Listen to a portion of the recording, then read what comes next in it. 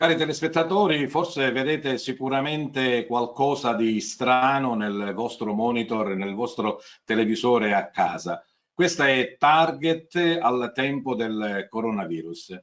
La settimana scorsa noi abbiamo fatto una puntata di Target dedicata al coronavirus soltanto con due ospiti proprio per mantenere la distanza di sicurezza tra le persone come impone il decreto del Presidente del Consiglio dei Ministri, e quest'oggi invece abbiamo voluto un po' sperimentare questo nuovo modo di fare Target. Il nostro salotto non è più negli studi di Televideo Agrigento, ma ognuno a casa nostra con questa ingegno che si chiama Go Meeting. Ho scomodato proprio per questo uno per parlare ancora di coronavirus, di emergenza, ognuno dal punto di vista della professionalità dei miei graditi ospiti che vedete già direttamente sul vostro riquadro. Ci sono anche scritti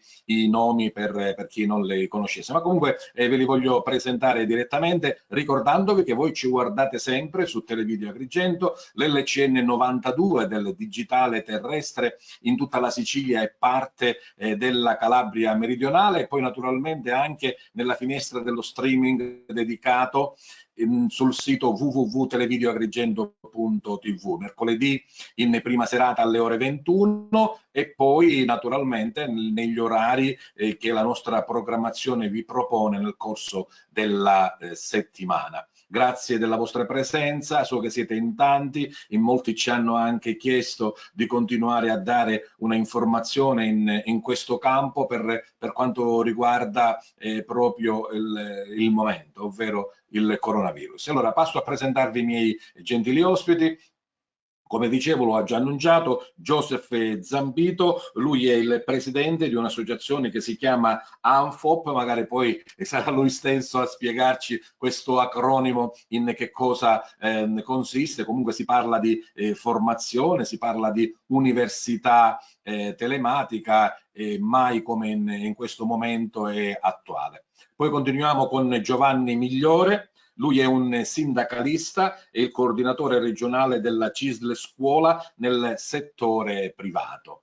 E poi un volto notissimo per Agrigento e non solo, il dottor Pietro Luparello. Lui è, tra le altre cose, anche il vicepresidente dell'Ordine Provinciale dei Medici. Si continua con Claudio Spoto, è il segretario della CNA, la Confederazione Nazionale degli Artigiani di Agrigento, e poi un altro medico, il dottor Fabio Navarra, certo nella sua qualità di medico, ma principalmente in questo momento come componente di questo magnifico coordinamento di medici, biologi e non solo, insomma di tanta gente per bene di Agrigento, che si chiama Agrigento non si arrende, che hanno promosso una iniziativa di solidarietà benefica per raccogliere dei fondi per l'acquisto di ventilatori polmonari ed altri presidi medico-chirurgici da poi destinare all'ASP di Agrigento. E il volto più notissimo, dico, anche se è sicuramente il più giovane, però il balzo lo ha fatto in maniera veramente esponenziale, il mio collega giornalista Silvio Schembri, inviato di peso delle Iene. Ecco, questo è il target di peso, noi di peso ce ne intendiamo. Il target di questa serie, di questa settimana è così. Vorrei proprio dare la parola subito a Silvio perché lui si trova distante da Agrigento, vive questo momento nel suo posto di lavoro, ma che in realtà momentaneamente lavoro non è, Silvio. Sì, perché siamo in casa, per la precisione io ci sono da 19 giorni, perché come avrete visto e saputo in redazione alle Iene c'è stato il caso di positività di una persona che lavora con noi, e quindi da quel momento sono state ovviamente interrotte tutte le attività di redazione in giro per l'Italia, e siamo tornati ognuno nelle proprie case senza contatti esterni per fare ovviamente la quarantena, e quindi abbiamo dovuto interrompere le trasmissioni. Sono a Milano. Sarebbe stato bello un'intervista diretta al coronavirus, magari l'avresti trovato con la corona in testa in giro per l'Italia. Guarda, al coronavirus avrei voluto fare ben altro che un'intervista se ce l'avessi avuto davanti, te l'assicuro. Purtroppo quello che stiamo vivendo lo vediamo tutti ogni giorno, non è un segreto. Di certo vivere questa situazione qui in Lombardia, a Milano in particolar modo, è dura, non è facile, abbiamo visto il peggioramento giorno dopo giorno e fa veramente sempre più paura. Anche le persone più forti, diciamo, quali potrebbero essere o dovrebbero essere i giornalisti e i medici, insomma, nel vedere tutto questo soffrono tanto e forse c'è anche un po' di rabbia nel vedere questa debacle di persone, ogni giorno i numeri aumentano. Dottore Luparello. Aspetti che ti attivo il microfono. Ecco fatto. Mi Vai, senti? Piero, sì. Mi Sì, senti? sì, perfetto. Sì. Sì. Purtroppo i numeri che giungono sono numeri di catastrofe, di una catastrofe bellica condotta contro un nemico invisibile e per questo molto pericoloso. Bisogna stare allerta, bisogna seguire quelle che sono le indicazioni che giornalmente vengono date, mantenere le distanze di sicurezza, il distacco sociale, e chi può deve rimanere a casa. Quali sono le direttive che l'ordine dei medici ha dato ai suoi affiliati qui in provincia di Agrigento, Piero? Ma sono le direttive innanzitutto di una disponibilità totale da parte di tutti noi medici all'eventuale necessità che dovesse verificarsi di una contingentazione degli iscritti, di tutti, a prescindere dalle specializzazioni. Perché noi oggi vediamo al nord, nei reparti di terapia intensiva, ortopedici, ostetrici, ginecologi, cioè qualsiasi tipo di specializzazione atta a dare una mano in questi reparti che sono sicuramente carenti di personale. Ad oggi sono carenti di personale, per quella che è l'emergenza che si sta vivendo. Lo sono in una sanità che è il fiore all'occhiello a livello mondiale, non italiano, ma mondiale, quella lombarda, quella veneta, quella emiliana.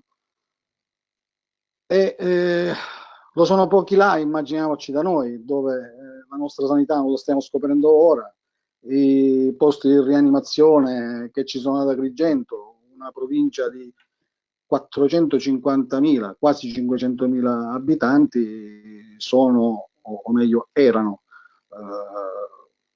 i 16 di 8 di Sciacca e 8 di Agrigento.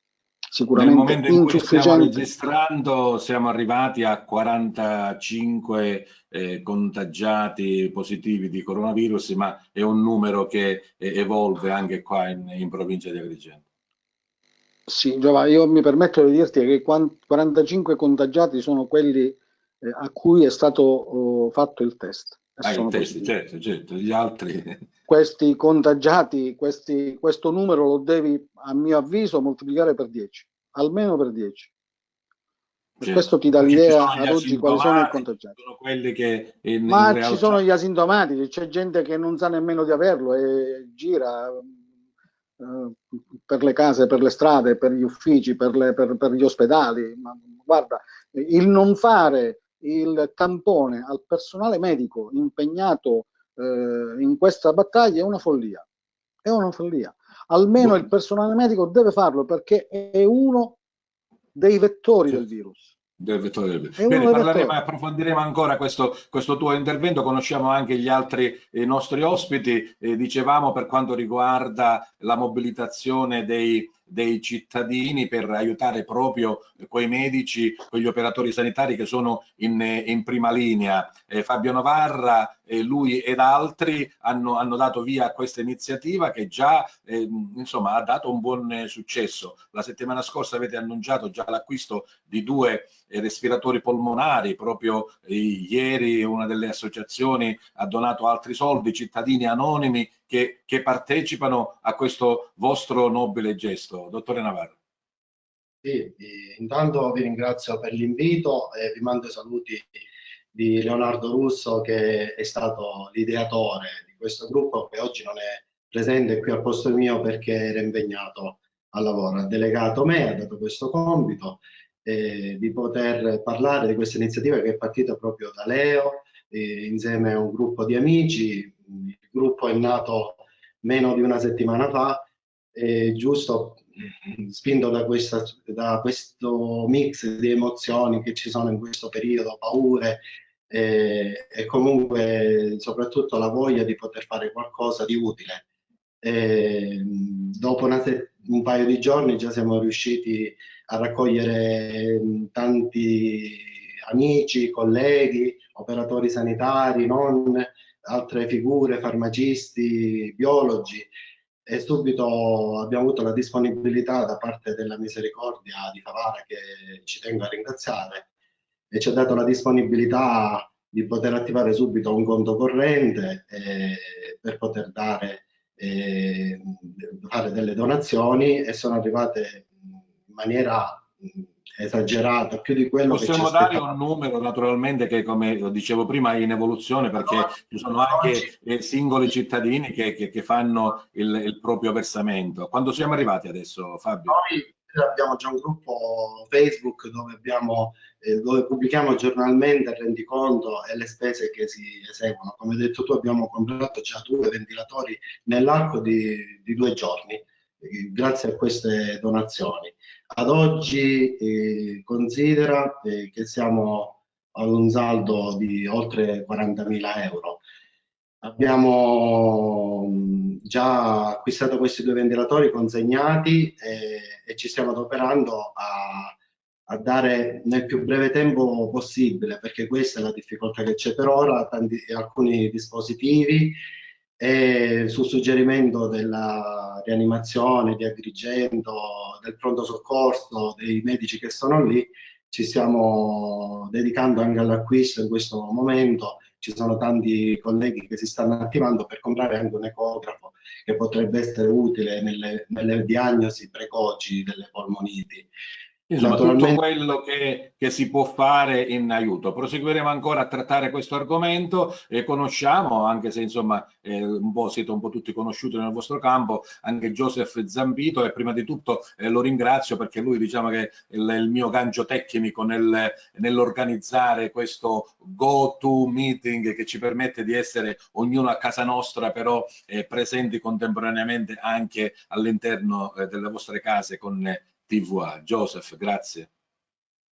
Sì, è stata una bella idea, perché proprio un paio di giorni fa, prima con l'amico Peppe Moscato, abbiamo fatto una riunione di redazione di Cicilon Press, poi anche con il collega Giovanni Migliore abbiamo con un gruppo di oltre 30 enti di formazione fatto un'apposita riunione su quest'aula virtuale, e abbiamo con serenità discusso della crisi che, come tutti i settori, come tutte le aziende, stanno vivendo, ma soprattutto condiviso ed approvato e sottoscritto un verbale. Siamo stati quasi antesignani di quello che è successo proprio ieri, con il provvedimento da parte del governo, con il messaggio 1321 da parte dell'INPS, che non è altro che le indicazioni amministrative come accedere sia alla cassa integrazione ordinaria e straordinaria, sia al cosiddetto FIS, al Fondo Integrazione Salariale. Questi strumenti voi ci stanno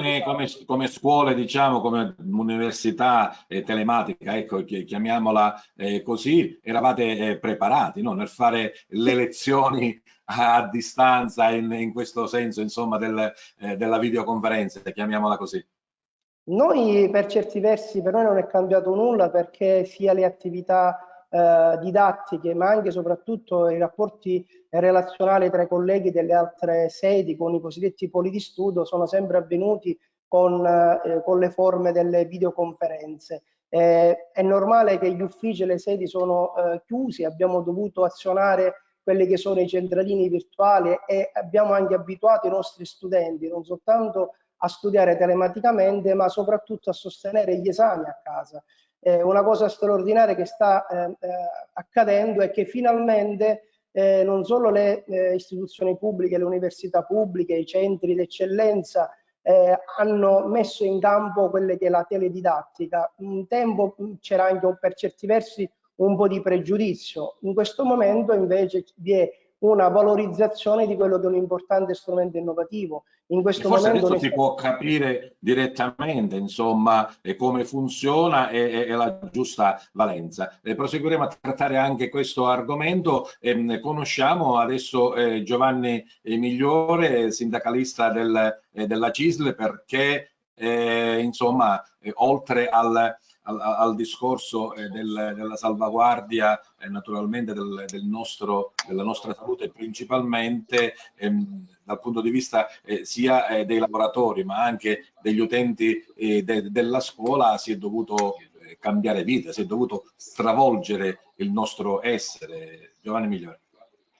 Sì, intanto innanzitutto ringrazio tutti voi per avermi coinvolto in questa trasmissione, dove di fatto come presenza la nostra è quella che meno interagisce col problema di salute del coronavirus, non parliamo del COVID, solo di salute, ecco. però di fatto interviene nelle famiglie, perché alla fine cambia la vita delle famiglie, non si può andare a lavorare, cercare di lavorare quanto più possibile in smart work per un certo verso, ma di fatto le casse integrazioni e i fondi di integrazione, i ricorsi agli ammortizzatori sono quelli che stiamo cercando di attuare per cercare di salvaguardare il reddito delle famiglie, per evitare che il disastro economico di una famiglia avvenga immediatamente. Siamo arrivati a fare la videoconferenza a cui faceva riferimento poco fa Joseph Zambito,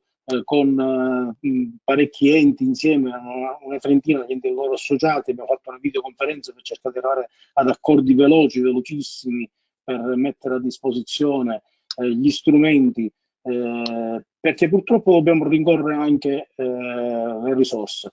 Non riteniamo che le risorse che in questo momento lo Stato ha messo a disposizione per l'intervento di sostegno alle famiglie, sostegno economico, sia tanto e tale da poter garantire tutti, per cui la corsa a dover accaparrarsi di risorse per il sostegno al reddito è una vergogna, ma l'abbiamo dovuto fare. Siamo arrivati oggi calcolavamo orario di pranzo solo sulla scuola privata e la formazione professionale in Sicilia a 1 migliaio di accordi, cioè degli accordi per 1 migliaio di lavoratori già nei primi giorni, continuano ad arrivare mail per richieste di accesso a questo. La Regione è come al solito sempre in ritardo. Oggi l'assessore Scavone ha convocato il primo tavolo per fare l'accordo che nelle altre regioni sono stati come sempre fatti in anticipo. Noi ancora rincorriamo, l'hanno rinviato perché devono sentire le maggiori organizzazioni. Speriamo che si corra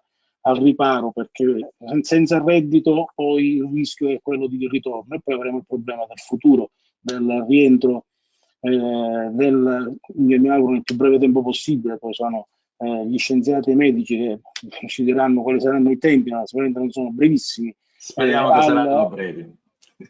Questo è l'augurio che ci facciamo, però bene. Siamo tutte persone molto intelligenti. Proseguiremo anche a parlare di questo argomento che ci ha introdotto Giovanni Migliore. L'ultimo, insomma, per quanto riguarda questa prima introduzione, è Claudio Spoto della CNA. Certo, le scuole possono fare la videoconferenza, si possono fare i consigli di classe anche col telefonino, però Claudio, gli artigiani, quelli che producono, devono uscire, devono andare a lavorare, insomma. Grazie, intanto distanti ma uniti, bisogna andare avanti perché la vita continua, dobbiamo cercare con 1000 difficoltà di stare insieme per dare risposte al territorio, noi che abbiamo anche delle responsabilità perché rappresentiamo dei gruppi di interesse e quindi dobbiamo provare ad andare avanti. Detto questo, grazie per l'invito.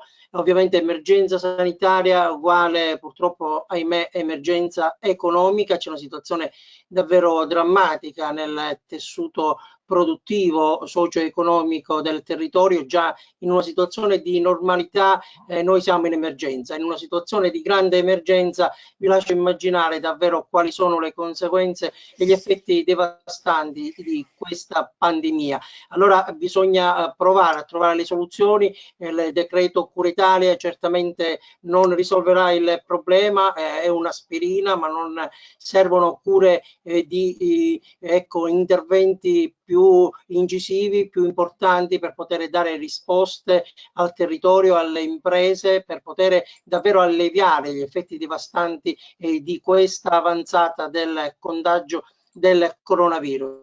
Abbiamo visto che i decreti, Claudio, scusa, i decreti del Presidente del Consiglio dei Ministri sono andati in evoluzione per quanto riguarda le restrizioni o le indicazioni su quello che noi dobbiamo fare. E per quanto riguarda l'economia, anche in questo caso ci sono stati un po', insomma, prima un primo approccio, poi i miliardi sono aumentati, gli interventi a favore, insomma, di chi è costretto a stare a casa e non può produrre reddito.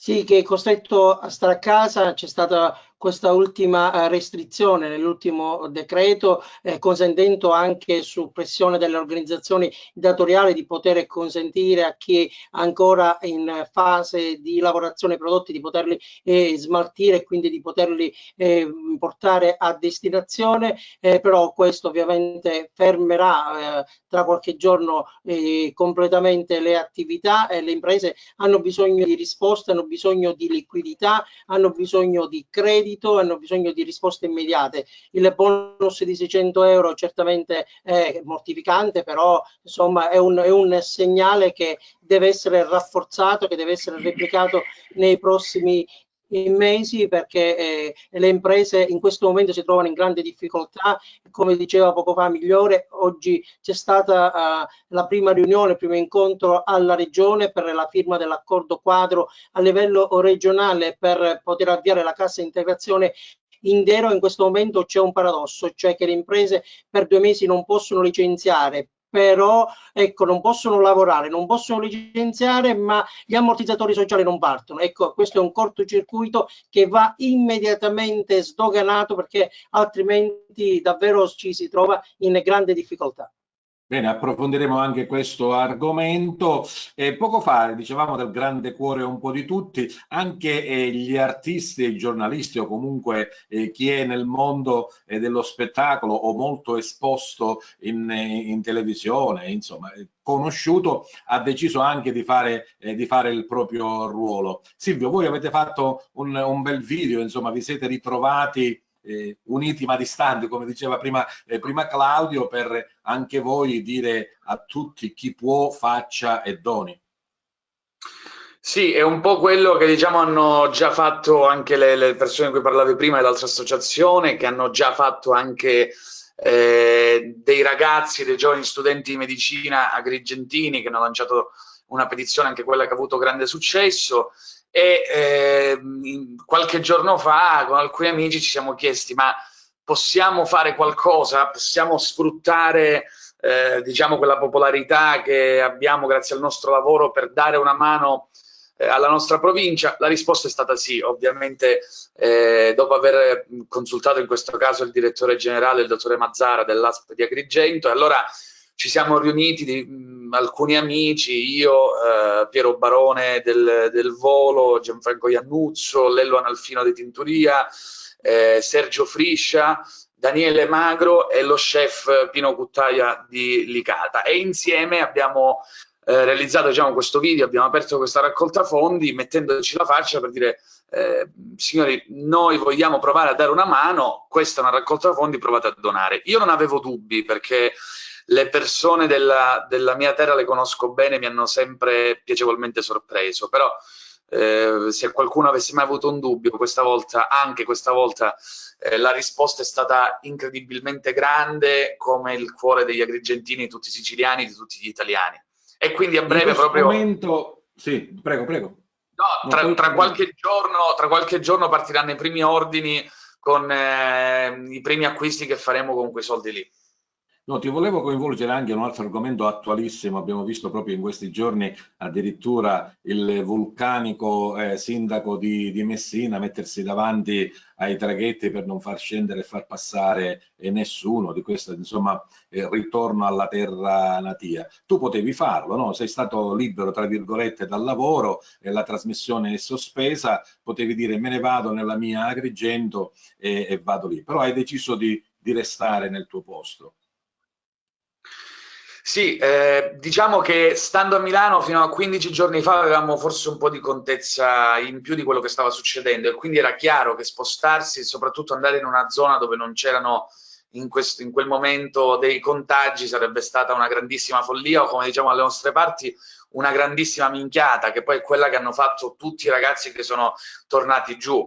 Io voglio credere, voglio avere fiducia. Si può capire dal punto di vista emotivo, però potevano prendere delle precauzioni sicuramente più forti. Allora, noi siciliani siamo così di cuore, come dicevamo prima, no? Siamo pure un po' tutti mammoni. Anch'io ho avuto un attimo l'istinto di dire ma me ne vado a casa e mi sento al sicuro, nonostante, come diceva prima il dottor Luparello, non è un segreto che la nostra sanità è un passo indietro rispetto a quella del resto dell'Italia, quindi se uno magari avesse voluto fare un discorso un po' egoistico avrebbe potuto dire ma resto in zone dove ci sono degli ospedali più famosi, più noti per le loro prestazioni, e invece sono tutti tornati giù perché abbiamo bisogno, quelli che viviamo fuori, non è proprio così, e chi sta fuori lo può capire, abbiamo alle volte bisogno di sentire quel calore di casa, e soprattutto in una situazione come questa di paura io capisco quello che hanno provato quei ragazzi, però c'era da accendere un attimo il cervello e dire cosa stiamo combinando. Come dicevo prima, una grandissima minchiata che ormai hanno fatto.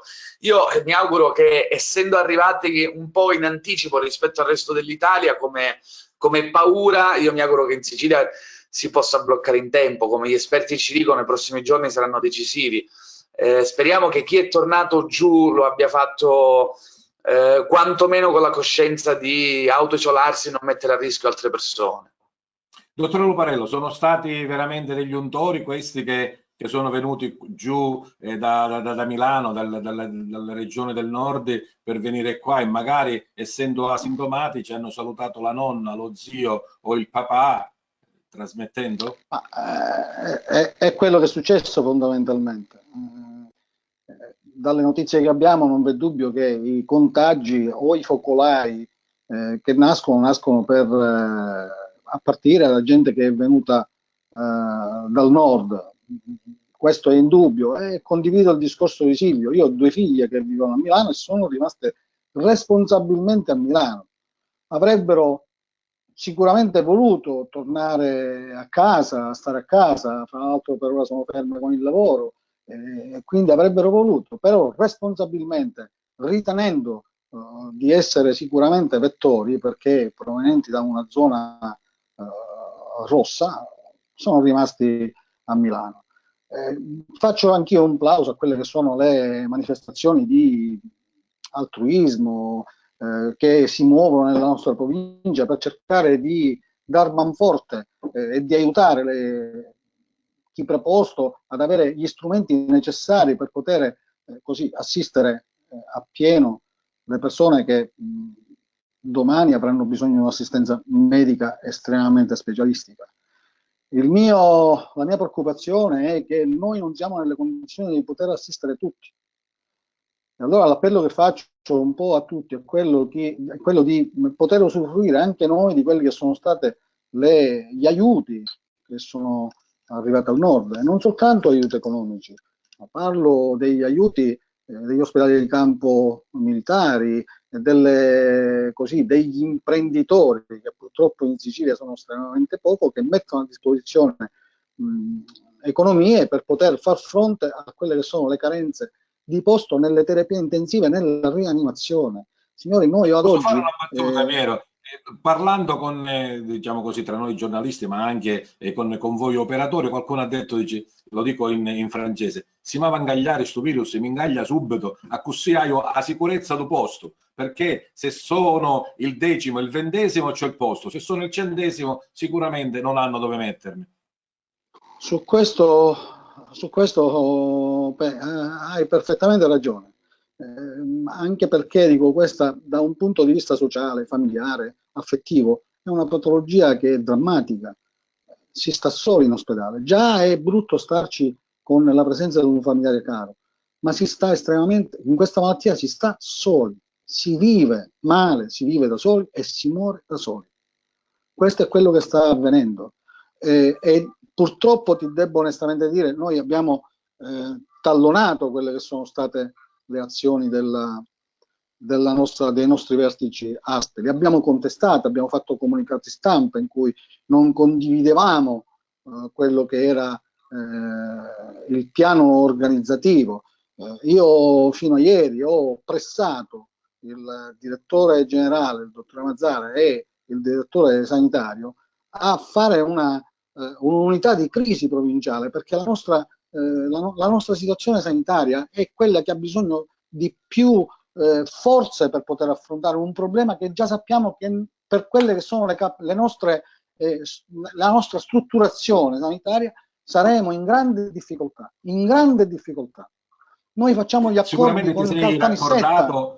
Sì, certo, con magari strutture che sono un po' ma già sono messe piene. di noi. Ecco. Caltanissetta già da un punto di vista della rianimazione è piena.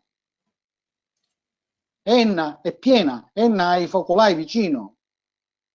Enna ha chiuso l'ospedale, l'ha trasformato in Covid, le urgenze chirurgiche e di qualsiasi altro tipo si fanno a Piazza Armerina.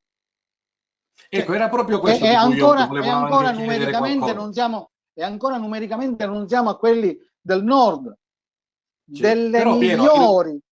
La malattia adesso non è solo Covid, tu sei un medico affermatissimo, importantissimo per il nostro territorio, ma c'è chi avrà un infarto, chi avrà un ictus, chi cadrà dalle scale e si rompe il femore, chi ha delle patologie oncologiche o comunque delle patologie croniche che ha bisogno di un costante monitoraggio ed un costante intervento del medico. Che fa? Questi si mettono tutti da parte perché c'è solo il Covid-19?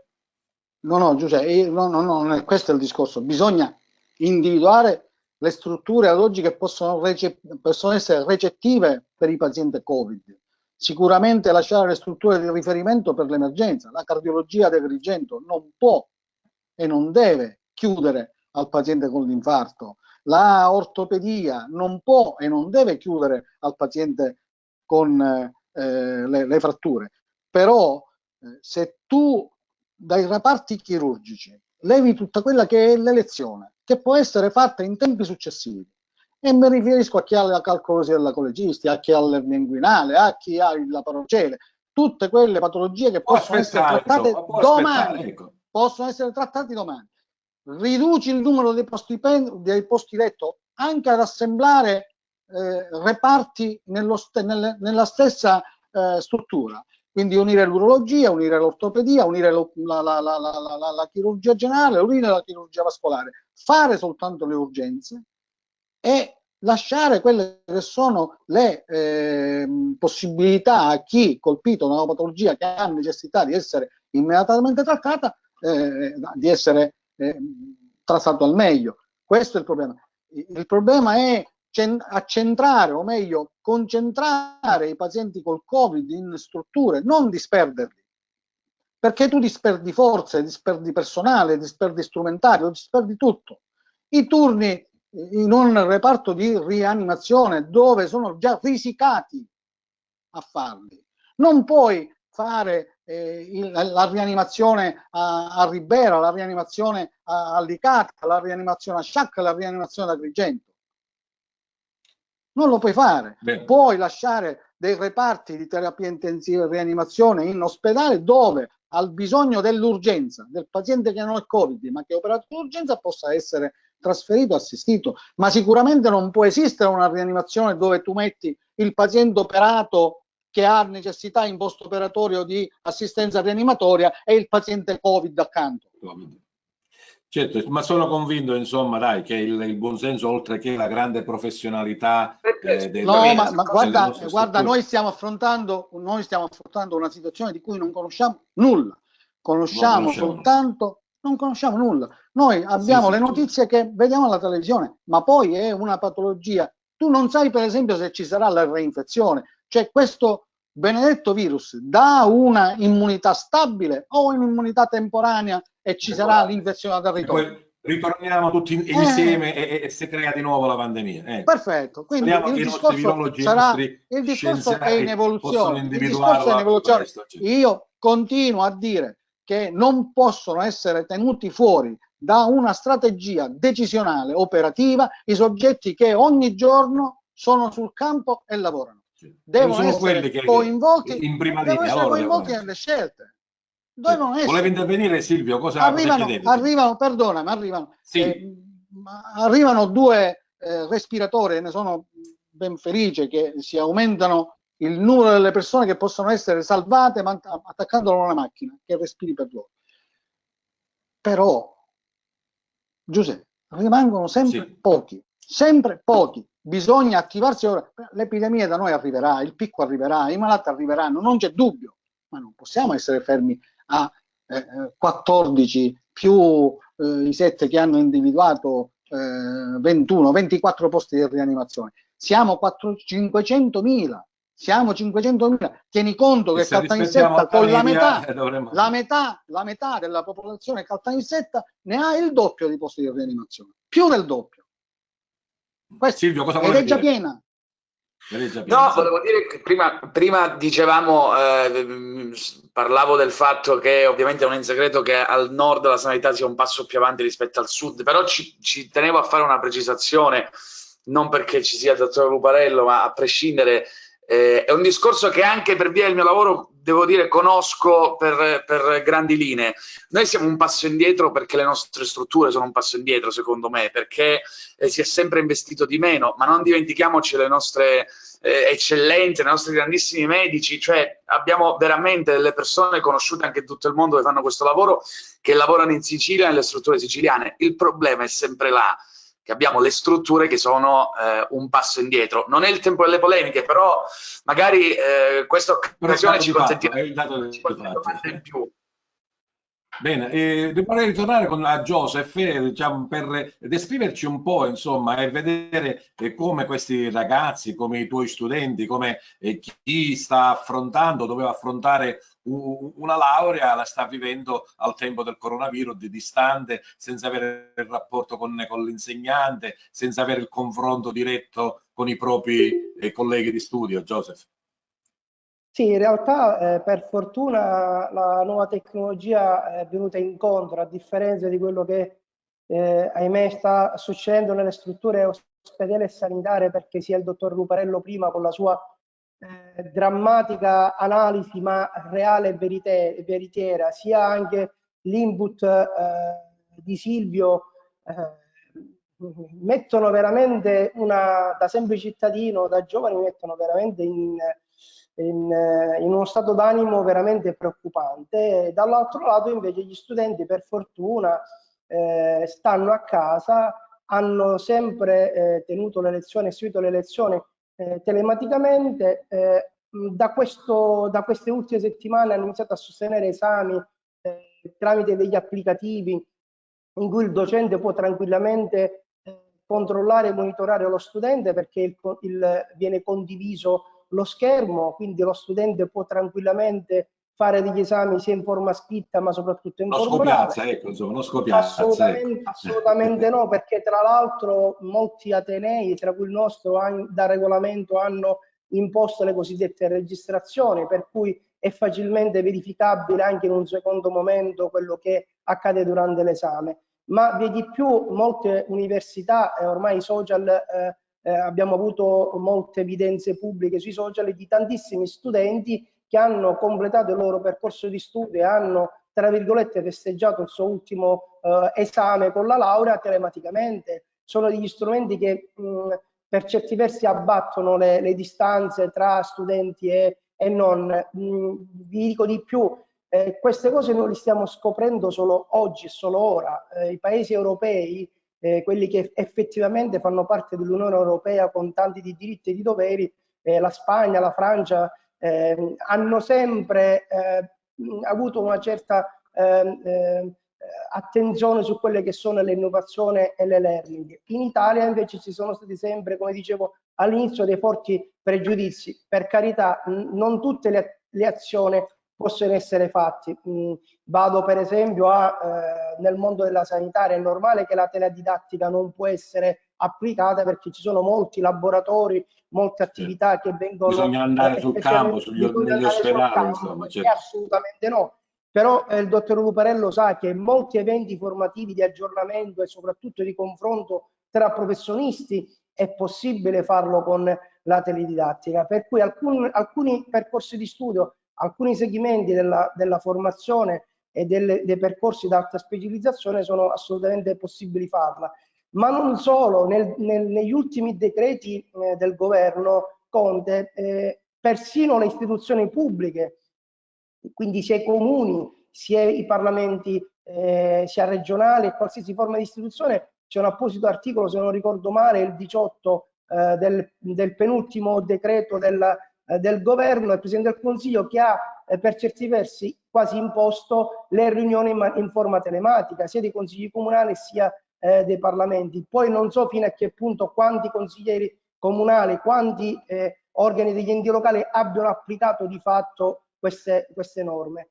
Ritornando invece all'aspetto cruciale dell'emergenza, a me da semplice cittadino preoccupa tantissimo sentire il dottor Luparello che apre e fa un'analisi che per carità è già ben nota, ma riascoltare dalla viva voce un dottore, un professionista affermato come il dottor Luparello, che mette in risalto quelle che sono le criticità e soprattutto i numeri di utenti, di pazienti che le nostre strutture ospedaliere possono ospitare, è veramente allarmante. Per cui la politica deve oggi, e come tutti, perché superando questa fase è normale che il mondo sarà cambiato, cambieranno le abitudini, cambierà il modo di lavorare, cambierà anche il modo di pensare e adoperarsi. Io sono convinto che forse non sono un tecnico, non sono un medico, ma da qui all'inizio all'inizio dell'estate affronteremo questa emergenza. Non so se il caldo, la temperatura, e per certi versi metterà fermo e freno a questa pandemia. Ma subito dopo Fabio, non ci abbracceremo più, Fabio, come dice Joseph, cambierà la nostra vita in una stretta di mano, una cordialità. Veramente ritorneremo, anzi, manterremo queste distanze? Allora, io mi auguro che la situazione descritta, giustamente capisco in pieno le preoccupazioni del dottore Luparello, però dobbiamo anche demandare dei messaggi positivi, nel senso che dobbiamo attuare tutti noi dei comportamenti e dei modi responsabili, dal singolo cittadino al medico, all'ordine dei medici, alle ASP, ognuno ha le proprie competenze, dobbiamo avere fiducia e ognuno deve interloquire in modo tale da portarci tutti a un unico obiettivo, che è quello di arginare il più possibile l'evento in Sicilia. Certo, non possiamo fare finta di niente però, Fabio, lo sappiamo tutti che non abbiamo rianimazione, che non abbiamo posti, che abbiamo una sanità, insomma, che ci costringe ad essere sempre... No, assolutamente, non saranno i 2 ventilatori a sistemare tutto, però ognuno deve fare la propria parte. In che modo? Stando attenti, lanciando messaggi continui di rimanere a casa, di evitare contatti, e ogni organo deve svolgere bene le proprie competenze e deve essere stimolato, come un ordine dei medici deve stimolare l'ASP che recepisce o non recepisce, e sperare che non si verifichi quello che si è verificato in Lombardia qui, perché comunque certe misure sono state attuate in tempo, anche se molti vediamo dai giornali, dalle televisioni che trasgrediscono, chi va a trovare il nonno in una comunità e fa partire un focolaio. Insomma, abbiamo visto lì alla Gira, a Salemi, a Villafranca. sul fatto che il dottor Luparello insista a fare i tamponi ai medici, perché in questa fase, per esempio, secondo me, e comunque ne abbiamo molto discusso nel gruppo nostro, è importante evitare i contagi. In che modo? Soprattutto isolando i positivi asintomatici, che sono quelli che stanno bene e che possono portare a un aumento del contagio. E sicuramente l'uso dei tamponi, come hanno fatto in Cina, gli esempi del Nord Corea, Vivo in Veneto, siamo costantemente tutti ad informarci, a leggere la letteratura scientifica che in questi giorni è ricchissima di dati statistici, di indicazioni farmacologiche. Certo. Prendere il meglio, insomma, per evitare di cadere nello stesso errore. Fabio, io volevo che tu ci dessi un po', insomma, una testimonianza personale, no? Di come è cambiato il tuo modo di lavorare, di essere medico oculista in questo periodo. Sì. Non fai più le visite, soltanto in urgenza. Il nostro ramo è un ramo particolare, nel senso che le urgenze non sono tantissime. Io, relazionandomi con anche il primario di Agrigento, mi diceva che gli accessi al pronto soccorso sono contati sul numero su una mano nell'arco di una settimana. Quindi le urgenze da noi sono sicuramente ci sono, ma sono per fortuna rare. Quindi, certo, se mi devo cambiare l'occhiale posso aspettare, insomma, me lo cambio dopo, ecco, questo voglio dire. Possono aspettare molti colleghi come me. Garantiscono le reali urgenze, naturalmente chiedendo dalla provenienza se hanno avuto problematiche, dal minimo raffreddore all'influenza, contatti con gente del nord, e quindi dobbiamo stare attenti per primo noi. Le preoccupazioni degli artigiani, Claudio Spoto, le abbiamo accennate, la vita continua, in molti casi il vostro lavoro è vitale per noi, no? Nel senso che siamo belli, comodi a casa e possiamo andare a fare la spesa oppure richiedere l'intervento di urgenza se c'è il nostro rubinetto che è rotto. Claudio.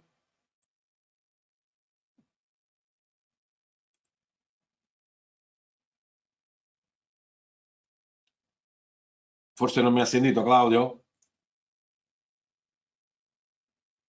No, Claudio non mi ha sentito, cercheremo di riprenderlo subito. Giovanni Migliore, per quanto riguarda invece... Ovviamente lavorare in queste condizioni non è semplice per nessuno, ci sono alcune categorie che ancora sono in prima... Sì, puoi ripetere? No, non ti sentivo, dico, puoi continuare. Dicevo l'apprensione di chi deve andare a lavorare. Sì, ti sento, vai.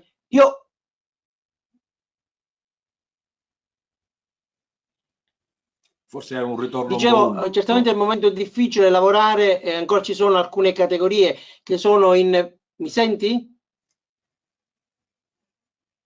Vai, ti sento, sì, continua. Ovviamente ci sono ancora alcune categorie in campo in prima linea che lavorano, che sono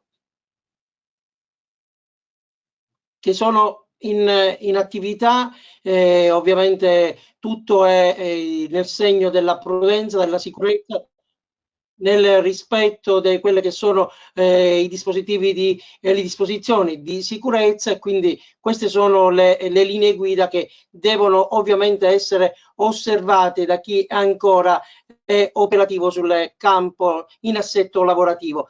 Detto questo, ovviamente gli artigiani, così come le imprese, sono molto preoccupati, come dicevo nel primo intervento. Ci sono gli ammortizzatori sociali che danno la possibilità un po' di agevolare il compito e di semplificare un po' quello che è il duro momento che stanno vivendo. Noi come artigiani abbiamo una bilateralità nostra, quindi un ente bilaterale privato riconosciuto dal Ministero, che in questo momento sta dando davvero importanti risultati. Lo abbiamo messo a disposizione degli artigiani. tutte le imprese artigiane possono accedere all'FSBA, Fondo di Solidarietà Bilaterale dell'Artigianato, in attesa che si sblocchi quello della cassa integrazione in deroga. Gli artigiani hanno questo percorso importante che stanno intraprendendo per provare a dare un po' di respiro anche ai dipendenti, mentre ovviamente c'è il bonus, quello di 600 euro, ancora la piattaforma non è attiva e ogni giorno come CNA riceviamo tante chiamate, tante telefonate di professionisti, di partite IVA, di lavoratori autonomi, di imprese che vogliono sapere e avere informazioni su questo aspetto. Altro aspetto importante è quello del credito, come dicevamo prima, e quello anche della sospensione dei mutui, dei prestiti, del leasing. Ci sono diverse opzioni, c'è la sospensione quella a 12 mesi, c'è la sospensione fino a settembre, quella a 12 mesi è parziale, si può pagare solo la quota interesse e poi la quota capitale rinviarla a dopo 12 mesi, c'è la sospensione totale poi iniziale da ottobre, lì si potrà cominciare a pagare sia gli interessi che la quota capitale, oppure c'è del finanziamento rateale. Ci sono queste diverse opzioni, poi c'è quella la linea del credito. Abbiamo avuto anche una interlocuzione con l'assessore Armao in videoconferenza, in cui appunto ci ha dato le garanzie e disponibilità di mettere a disposizione delle linee di credito, anche riconvertendo alcuni fondi dell'Unione Europea come il FESR, come il Fondo di Coesione, per cercare di mettere a disposizione delle somme a beneficio del tessuto produttivo, che ricordiamoci, se si ferma il tessuto produttivo è il motore della nostra economia, è il motore della società. Quindi ovviamente l'aspetto primario è la salute, mettere in sicurezza la salute, ovviamente bisogna anche pensare poi a rimettere in movimento l'economia, altrimenti saranno dolori.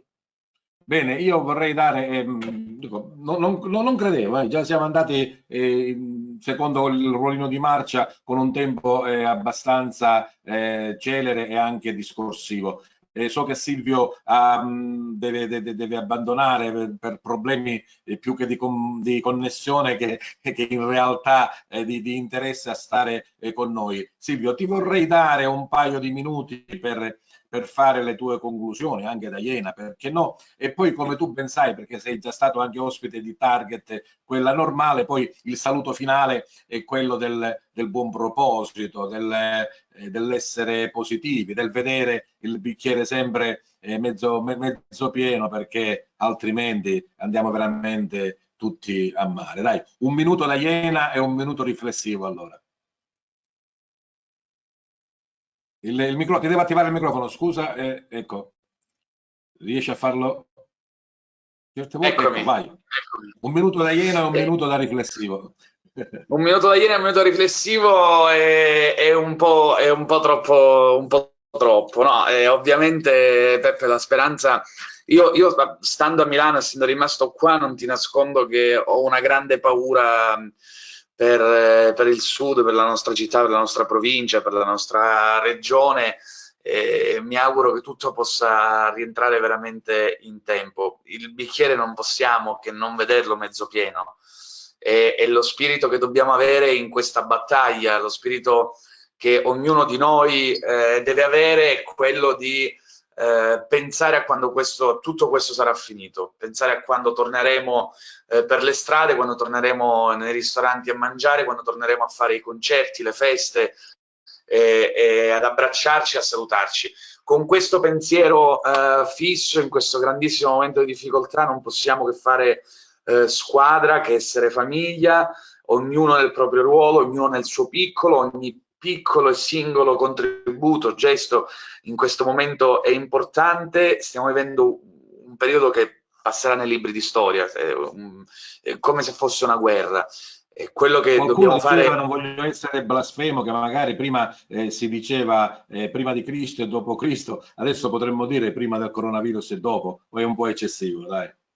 Sicuramente, no, assolutamente sì. Io, per strappare un sorriso, l'altro giorno parlavo con mia nonna e dicevo: finalmente avrò qualcosa da raccontare anch'io, perché ogni volta che si trovava qualcuno di più piccolo partiva il discorso ai tempi della guerra, io adesso d'ora in poi avrò finalmente qualcosa da dire anch'io ai più piccoli, dirò voi non c'eravate che tempi del coronavirus, ma scherzi a parte, facciamo squadra, restiamo uniti soprattutto al fianco dei medici, degli infermieri, di tutti gli operatori sanitari, dei tecnici, degli ausiliari che in questi giorni stanno veramente dando l'anima. Pensiamo solo al fastidio che noi abbiamo nel tenere per qualche minuto una mascherina al volto e pensiamo a loro che devono tenerla per interi turni per cercare di fare il possibile per salvare il più numero di vite possibili.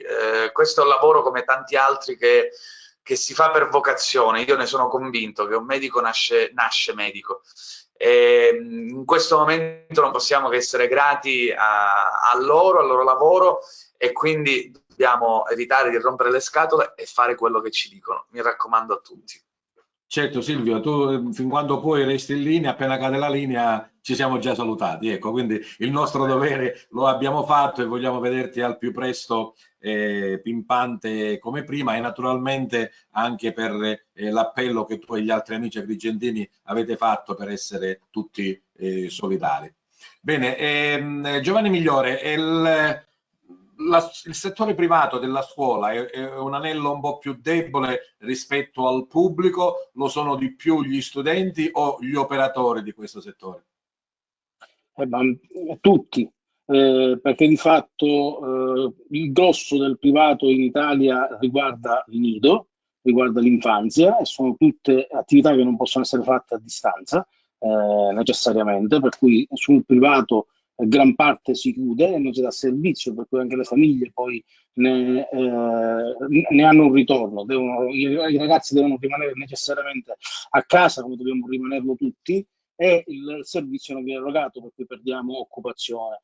Per quanto riguarda la parte della formazione, a differenza delle lezioni che possono essere date a distanza sul mondo universitario, sul mondo della scuola ordinaria, quello che diventa invece il meccanismo di una formazione più vicina al lavoro, quella che dovrebbe essere realmente la formazione, non si può fare a distanza. Se devo fare le esercitazioni di estetica, di parruccheria, guardo ancora meglio di me a Joseph, no? Per le nostre parruccherie, per quanto riguarda la cucina, per quanto riguarda i servizi alberghieri, non si possono fare formazione a distanza, o almeno non è la stessa formazione a distanza che si può fare su un libro di storia, su un libro di psicologia o di qualsiasi natura. Poco fa se ne parlava con un paragone che è improponibile, ma è di fatto così con la medicina. Sono attività che bisogna fare, mettere in pratica, e se non si mettono in pratica non si fa formazione. Per cui la ricaduta è da ambo i lati. Ripeto, i numeri non ci aiutano, lo sottolineava anche Claudio Spoto poco fa, le risorse non sono bastevoli, le risorse che mette in campo l'Italia e che poi soprattutto in Sicilia abbiamo non sono le risorse che gli altri paesi occidentali stanno mettendo in campo. 1,3 miliardi per tutta la nazione sulla cassa integrazione in deroga, che copre quasi l'universo del mondo del lavoro oggi bloccato, è devastante. Come può essere ancora più devastante il fatto di con quali risorse poi si partirà, perché mettere 500 milioni della Germania rispetto ai nostri 25 milioni è anche programmare l'attività del futuro, per cui il rischio e il patema d'animo è anche questo. Un altro passaggio è quello, penso che dobbiamo invece trarne grande riflessione da questo momento. L'Italia deve essere unica e unita anche nel mondo del lavoro. Oggi ancora di più, come al solito, si nota la differenza tra nord e sud. Noi nella ripartenza avremo difficoltà ancora maggiori. Da noi non c'è il mondo del lavoro, a parte le battute poco felici della giornalista, non faccio il nome, dire che l'influenza è stata maggiore al nord perché lì si lavora e qui no. Forse dovremmo riflettere che se lavorassimo meglio in tutto il territorio, oggi non avremmo né le necessità di avere i ragazzi che si spostano da una parte all'altra, e vi parla un altro genitore che ha 2 figli, uno a Valenza e uno a Parma, per cui in zone delicate sono rimasti là con l'ansia che un genitore può avere, che loro stessi cercano di coprirci, ma che ci sono, Se noi al sud lavorassimo, poi se riflettessimo, se la politica riflettesse che al sud si potrebbe lavorare come nel resto del mondo, probabilmente investire nel prossimo futuro potrebbe essere un momento di maggiore riflessione. Oggi dobbiamo uscire da questo momento.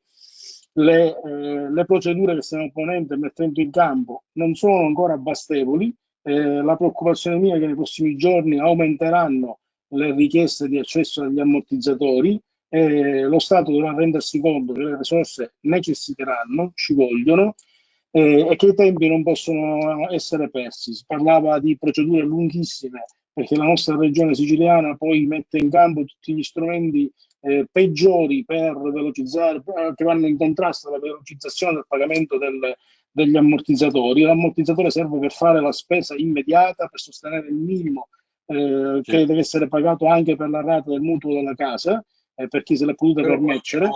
L'input per ripartire e per rimettersi in carreggiata. Obbligatoriamente.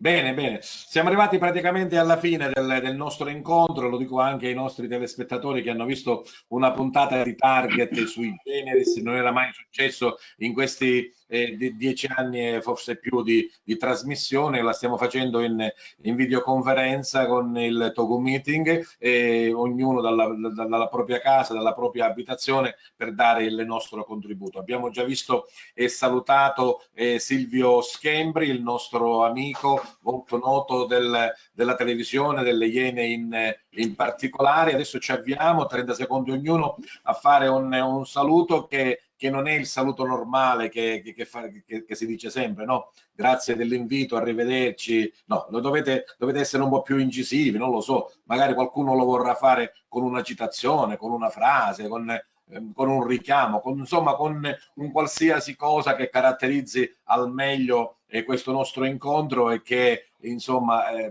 veramente, come abbiamo detto, ci faccia vedere sempre il bicchiere mezzo pieno nonostante tutto. Grazie a Silvio Schermi, lo abbiamo detto, grazie anche a Fabio Navarra, lui è medico, e con lui anche a tutto il comitato di Agrigento non si arrende. Il tuo saluto, Fabio.